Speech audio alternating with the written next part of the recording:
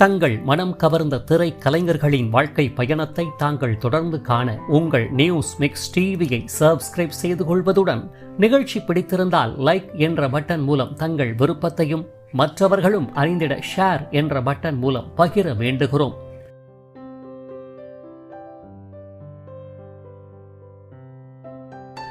News mix TV தங்கள் அனைவரையும் அன்புடன் வரவேற்கிறது. எத்தனையோ வில்லன் கலைஞர்கள் தமிழ் திரை உலகில் தோன்றி தங்களுடைய கொடூரமான நடிப்பாலும் முக பாவனைகளினாலும் முத்திரை பதித்திருப்பினும் பசு மரத்தில் அடித்த ஆணியைப் போல காலங்கள் கடந்தாலும் அக்கலைஞர்களை மறைந்து போனாலும் ஒரு சிலர் மட்டுமே பசுமை மாறாத நினைவலைகளுடன் ரசிகர்களின் மனதில் இன்றளவும் மறையாமல் வாழ்ந்து வருகின்றனர். அவ்வகையில் கலை ஆர்வலர்களின் மனதில் நிலை பெற்று போனவர்தான் திரை உலக மாபெரும் வில்லன் நாயகர் சலீம் கௌஸ் ஆவார். நெடிந்த உயரம், சற்று போதை ஏறிய வில்லத்தனமிக்க குரூர கண்கள், கடுமையான முக பாவனைகளில் மந்தகாச புன்னகையுடன் வெறுப்பையும் கோபத்தையும் உமிழும் தோற்ற பொலிவு மட்டுமின்றி மிரட்டலான பிரத்யேக குரல் வளத்தையும் தன்னகத்தை உடையவர். நாடக கலைஞராக, நிறுவனராக, இயக்குனராக மட்டுமில்லாமல் சிறந்த தற்காப்பு கலைகளையும் முறையாக பயின்று கிராண்ட் மாஸ்டர் பட்டம் வென்றவர்.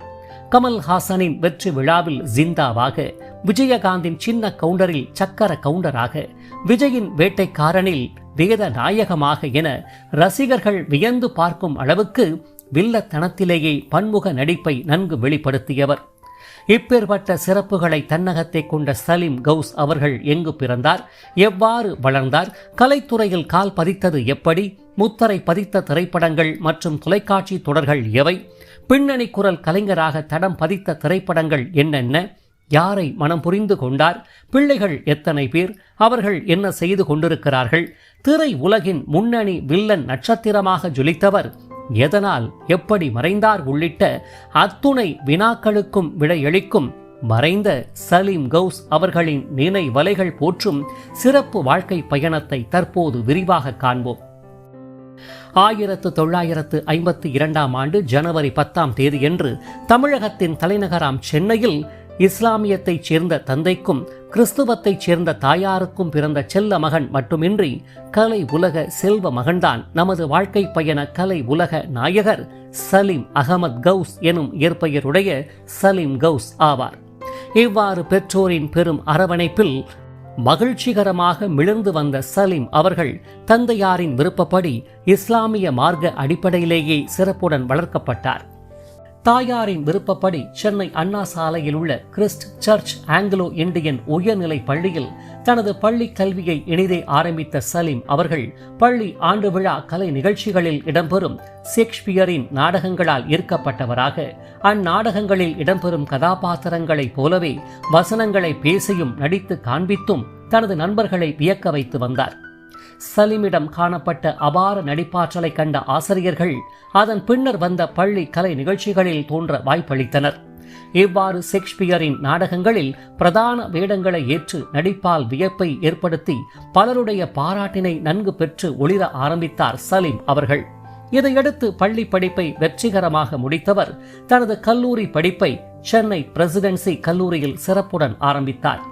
கல்லூரியில் இடம்பெறும் கலை நிகழ்ச்சிகளில் முதன்மை நாயகனாக ஜொலிக்க ஆரம்பித்த சலீம் அவர்கள் தன்னை கலைத்துறையில் நன்கு செம்மைப்படுத்திக் கொள்ள வேண்டும் என்ற பேராவலில் கல்லூரி படிப்பை முடித்தவர் பெற்றோரின் அனுமதியுடன் புனேவில் இயங்கி வரும் FTII எனப்படும் ஃபில்ம் அண்ட் டெலிவிஷன் இன்ஸ்டிடியூட்டில் இணைந்து கலை உலகில் வைரம் போல ஜொலிக்க தன்னை பட்டை தீட்டிக் கொண்டார். ஆங்கிலம் மற்றும் ஹிந்தியில் நன்கு புலமை பெற்றவராக மாறிப்போன சலீம் அவர்கள் ஷேக்ஸ்பியரின் நாடகங்களின் காதலராகவே மாறிப்போனார் என்றும் கூறலாம். 1959 BR பந்துலு இயக்கத்தில் சக்தி TK கிருஷ்ணசுவாமியின் அனல் தெறிக்கும் வீர வசனங்களை நடிகர் திலகம் சிவாஜி கணேசன் அவர்கள் தனது சிம்ம குரலில் தீப்பொறி பறக்க கடும் கர்ஜனையுடன் பேசி தமிழக கலை ரசிகர்கள் மனதில் நிலை பெற்று போனதை எவராலும் அவ்வளவு எளிதில் மறந்துவிட முடியாதுதான். அது மட்டுமின்றி அற்புத முக பாவனைகளுடன் ஏற்ற இரக்கங்களோடு நடிகர் திலகம் பேசி நடித்த வசன மொழிகளானது தமிழ் திரை உலக வாய்ப்பை தேடி சென்னையை நோக்கி படையெடுத்த பலருக்கும் பெரும் விடிவெள்ளியாக கலைத்துறை வாழ்விற்கு ஒரு அடித்தள துவக்கமாக அமைந்தது போல ஆங்கில நாடக கலைஞர்களுக்கு ஷேக்ஸ்பியரின் நாடகங்கள் பெரும் மகுடமாக அமைந்தது என்பது நிதர்சனமான உண்மையாகும். அவ்வகையில் ஷேக்ஸ்பியரின் நாடகங்களை இந்திய அளவில் பெருமைப்படுத்தியவர்களில் ஒருவராக சலீம் கவுஸ் விளங்கியதை மறுக்க இயலாதுதான். அவ்வகையில் ஃபீனிக்ஸ் பிளேயர்ஸ் என்ற நாடக குழுவை மும்பையில் ஆரம்பித்து ஷேக்ஸ்பியரின் ஹேம்லெட் மற்றும் வெனிஸ் நகர வணிகன் உள்ளிட்ட நாடகங்களை மேடையேற்றி பிரதான கதாபாத்திரங்களை ஏற்று நாடக உலக ரசிகர்களை வியக்க வைத்து வந்தார் சலீம் அவர்கள். இவ்வாறு நாடக உலகை கவர்ந்து வந்த சலீமின் நடிப்பு திறனை கண்டு வியந்தவரான பிரபல இயக்குனர் ஷியாம் பெனகலின் தி சர்னிங் என்கிற மந்தன் எனும் ஹிந்தி திரைப்படம் மூலம் முதலில் திரை உலகில் அறிமுகமானார். இதன் பின்னர் 1978 தாசரி நாராயணராவ் இயக்கத்தில் வெளியான ஸ்வரக் நரக் என்ற ஹிந்தி திரைப்படத்தில் மாணவர் கதாபாத்திரத்தை ஏற்று பலரும் அறியும் வண்ணமாக தோன்றி ரசிகர்களின் மனம் கவர்ந்தார் சலீம் அவர்கள். இதையடுத்து சக்ரா, சாரன்ஸ், அகாத், அம்மா உள்ளிட்ட ஹிந்தி திரைப்படங்களில் தோன்றி அத்திரை உலக ரசிகர்களின் பேரபிமானத்தை நன்கு பெற்றார் சலீம் அவர்கள். 1978 பிரபல எழுத்தாளர் சிவசங்கரியால் எழுதப்பட்ட ஒரு மனிதனின் கதை என்ற நாடகத் தொடரானது 1985 சென்னை தொலைக்காட்சியில் ஒளிபரப்பானது. பின்னர் அது 1990 ரகுவரன் நடிப்பில் தியாகு என்ற பெயரில் திரைப்படமாக்கப்பட்டது. மேற்கண்ட கதையை தழுவி சுபா என்ற பெயரில் ஹிந்தியில் அத்தொடர் தயாரிக்கப்பட்ட போது ரகுவரன் ஏற்ற கதாபாத்திரத்தை சலீல் கவுஸ் அவர்கள் ஏற்று நடித்து சிறப்பித்தார். இதனைத் தொடர்ந்து எக்ஸோன், சம்விதான் உள்ளிட்ட தொலைக்காட்சி தொடர்களில் தோன்றி சிறப்பித்து வந்தவர் ராமா, கிருஷ்ணா மற்றும் திப்பு சுல்தான் உள்ளிட்ட தொடர்களிலும் தோன்றி நடிப்பின் முத்திரையை நன்கு பதித்திருப்பார். 1988 தூர்தர்ஷனில் ஒளிபரப்பான பாரத் ஏ கோச் மற்றும் பக்லி ஹி துனியா உள்ளிட்ட பிரபல தொடர்கள் மூலமும் நன்கு அறியப்பட்டு பெரும் புகழடைந்தார் சலீம் அவர்கள். இவ்வாறு வெள்ளித்திரை மற்றும் சின்னத்திரை புகழ் வாணி நட்சத்திரமாக ஜொலித்து வந்த சலீம் அவர்கள் 1988 வெளியான தி டிசீவர்ஸ் மற்றும் தி பர்ஃபெக்ட் மர்டர் உள்ளிட்ட ஆங்கில திரைப்படங்களிலும் தோன்றி தனது கலை திறமையை நன்கு பறைசாற்றிய பெருமைக்குரியவரும் எனலாம். இவ்வாறு உலக புகழ்பெற்று உயர்ந்து வந்தவரை தமிழ் திரை உலகம் விட்டுவிடுமா என்ன? இதன் அடிப்படையில் 1989 சிவாஜி புரொடக்ஷன்ஸ் தயாரிப்பில் பிரதாப் கே போத்தன் கதை வசனம் மற்றும் இயக்கத்தில் கமல்ஹாசன், பிரபு, அமலா, குஷ்பு நடிப்பில் வெளியான வெற்றி விழா என்ற திரைப்படத்தின் வாயிலாக ஜிந்தா என்ற கடுமையான வில்லன் கதாபாத்திரத்தை ஏற்று தமிழ் திரை உலகில் முதலில் அறிமுகமானார் சலீம் அவர்கள். மேற்கண்ட திரைப்படத்தில் கதையின்படி பல கொள்ளை, கொலை வழக்குகளில் தேடப்படும் குற்றவாளியாக மட்டுமின்றி யாரு இந்த ஜிந்தா, ஆனா பெண்ணா, கருப்பா சிவப்பா, இந்தியனா வெளிநாட்டுக்காரனா என காவல்துறை வலை வீசி தேடும் வகையில் ரசிகர்கள் பலரும் யார் அவர் என பெரும் எதிர்பார்ப்புகளுடன் காணும் வகையில் தோன்றி நடித்திருப்பார் சலீம் அவர்கள். வெற்றி விழா திரைப்படம் 175க்கும் மேற்பட்ட நாட்களாக திரையரங்குகளில் ஓடி பிளாக் பஸ்டர் திரைப்படமாக மட்டுமின்றி வசூல் சாதனைகளையும் குவித்தது எனலாம். இத்திரைப்படத்தின் மூலம் ஜிந்தாவாக Stephen Raj, my dear Stephen Raj என்ற தனித்துவமான குரலால் ரசிகர்களின் மனதில் பேரிடம் பிடித்து நிலை பெற்று போன சலீம் அவர்களை தேடி தமிழ் திரைப்பட வாய்ப்புகள் நாடி வரத்தான் ஆரம்பித்தன. வெற்றி விழாவில் மாடர்ன் வில்லனாக தோன்றி அமர்க்களப்படுத்திய சலீம் அவர்கள் இதற்கு முற்றிலும் மாறாக சுமார் 3 வருடங்கள் கழித்து ஆர்.வி. உதயகுமார் இயக்கத்தில் விஜயகாந்த் நடிப்பில் வெளியான சின்ன கவுண்டர் என்ற திரைப்படத்தில் வடிவு எனும் மீராவின் தந்தையாக, தவசி எனும் விஜயகாந்தின் சகோதரி கணவர் சக்கர கவுண்டராக கிராமத்து மனம் கமழும் வில்லன் கதாபாத்திரத்தில் நடித்து தனது மாறுபட்ட வில்லத்தனத்தால் ரசிகர்கள் மனதை நன்கு கவர்ந்திருப்பார். இவ்வாறு மேற்கண்ட திரைப்படத்தின் மூலம் தமிழக ரசிகர்களுக்கு நன்கு அறிமுகமாகி ஒரு மாபெரும் வில்லன் கலைஞர் கிடைத்துவிட்டார் என்று தமிழ் திரை உலகமும் சலீம் அவர்களை புகழின் உச்சாணி கொம்பில் அமர வைத்து கொண்டாடியது எனலாம்.